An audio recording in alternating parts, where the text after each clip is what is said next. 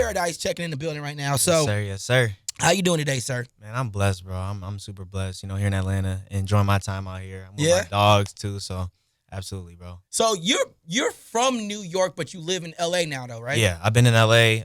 Born and raised in New York City, Manhattan, Upper East Side. But I've been in LA since Oh, 2016. rich now. nigga. I love a Jump rich straight to nigga, it. Man, that's dope, man. That's dope. Blessed. Ain't nothing wrong with that, though. Blessed. People act like that's a bad thing. They be It's who like, I oh am. man, you came from something. Yeah, I have smart parents. It's who I am. I can't change the way I was brought up or how I was brought into the world. Yeah, so it ain't my fault y'all it is suck what and it I'm is. great. I ain't saying all that. I ain't saying all that. Yeah, man. No, but it's good though, bro, because it also says that you came up in a lifestyle where you seen the work that you had to do, For sure. right? Absolutely. And now you have to apply that to the music industry, Yeah. right? So now you live in LA. What do you would say is the biggest difference?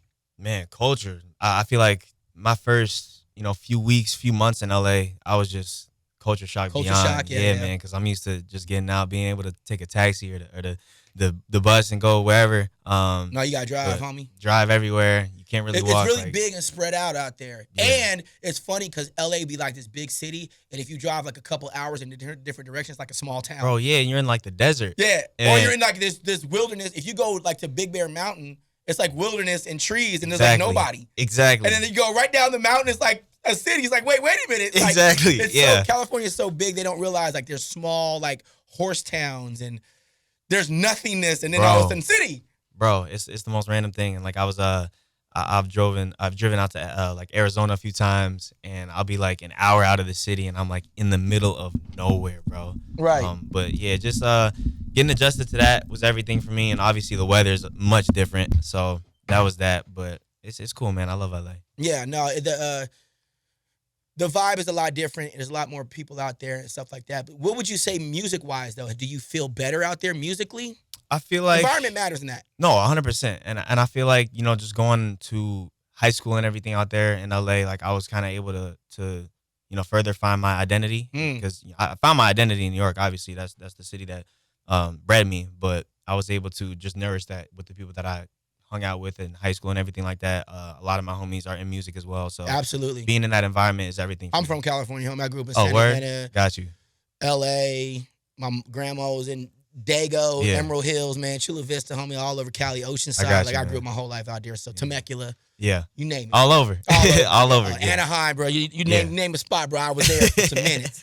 You know what I mean? So Yeah. it's kind of like that out there, bro. Absolutely. But with the now you're newly into the game. Yeah. What's the first lesson you had to learn? Man, first lesson I had to learn was not every single day is going to be a great day. And that's really something that I had to understand, because I'm an overachiever for sure, and I'm a perfectionist. Yeah. And, when I have those days that are a little bit slow, when I have those days that, can potentially discourage me a little bit, it's important to keep my mental strong and understand that it's just next day. Yeah. Yeah. My mom's a singer. I bring that up a lot in a lot of my conversations with different artists that I Oh, meet. word. And I host a lot of parties. Got you. I'm known for hosting. So my mom said she's classically trained singer, so just like opera music. Yeah. She used to do R&B back in her youthful days. Got you. And she said to me, she said, why aren't you working tonight? I said, well, my voice is messed up, Mom. She said, you need to learn how to host with it. Mm. And it was a lesson. And the reason why I bring that up is because you might not be having the day. How do you use it? Can you capitalize when things aren't going perfectly? Exactly. It's a lesson in there. And it's like, I was like, there might be a hit song in that on that day. You know what I mean? Because you're like, this isn't going the way I want it to go. Okay, but there's a benefit there somewhere. Always, yeah. You know what I I mean? feel like showing up is so important, regardless of how you might feel that day. Yeah. Mentally, emotionally, physically, spiritually. Just as long as you show up, I feel like, God has a plan. How you feel about the R&B game now? I feel like there's a bit of a vacancy. I was watching the Grammys and a couple weeks ago, and shout out to all the the best new artists and everything like that, everybody who was nominated. But looking at everybody who was on stage, it was like I didn't feel like there were a lot of young black singers. Like obviously shout out Shabuzi and Doechii for doing their thing, but like there weren't a lot of like black male R&B singers, and Yeah. I feel as if me along with Jadon and Sweater, my label mates, part of Mega. That's the vacancy that we're trying to fill. The game is not what you might be told. Mm. I'm a vet. So let me just tell you something they're not going to tell you. Yeah. No one cares about age and demographics. They Gotcha. care about if they like it, right?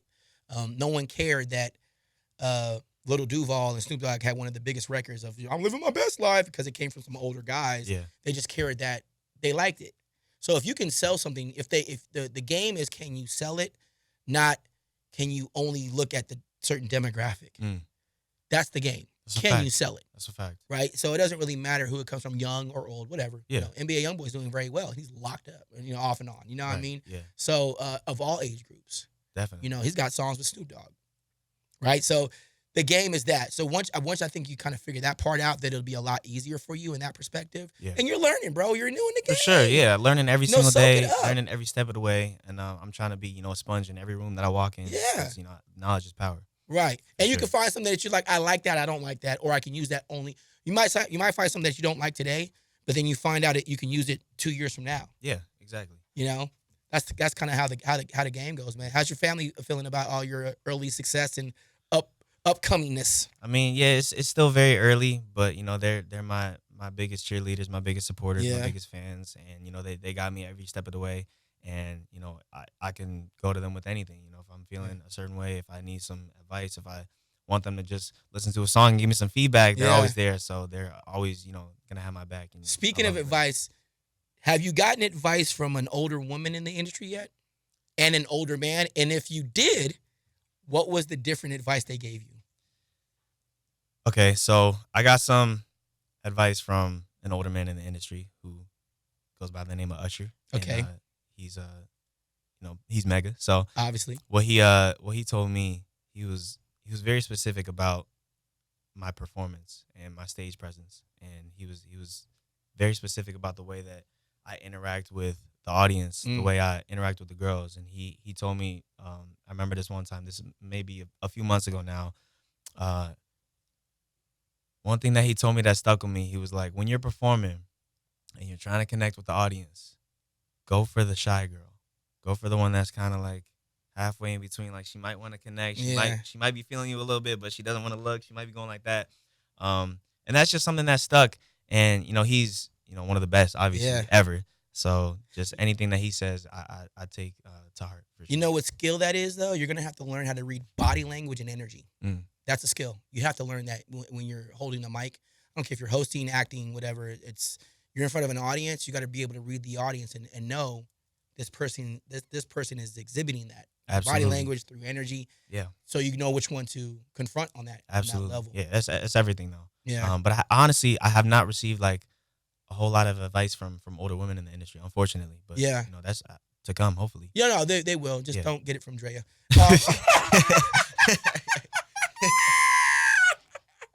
I'm just playing, but I'm not.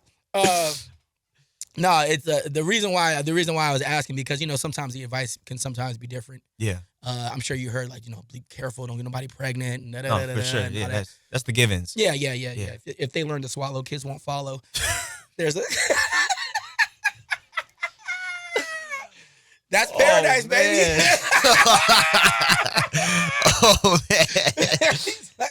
He's not lying. You're not lying. See? You're not lying. Though. See? I'm not lying though. Thank you, Paradise. I appreciate that. any words you want to tell your people that when they see this, they're gonna be like, yo, what do I look out for? Yeah. What's coming up? Well, you guys can follow me on all socials. That's at paradise_WAV. I'm posting everything on there. We have a new single coming out in just a couple weeks, so stay tuned for that. I just put out my debut single, Fogging Up the Windows. So if you That's guys hard. haven't, thank you, bro. That title alone is sick, bro. Fogging up the windows. Thank you, man. It's something to turn on, when it's that time. So Hell, man, it's about car sex. Absolutely. There it is. Absolutely. He said it. So love this guy y'all go already. check it out, man. Add it to your playlist, download it, share it with your friends and family and all that good stuff. But yeah, on my socials, you can find everything about me and more there. So yeah. Car sex music, man, coming real soon. You guys keep it right here, man. It's your boy ET. Let's go. My guy.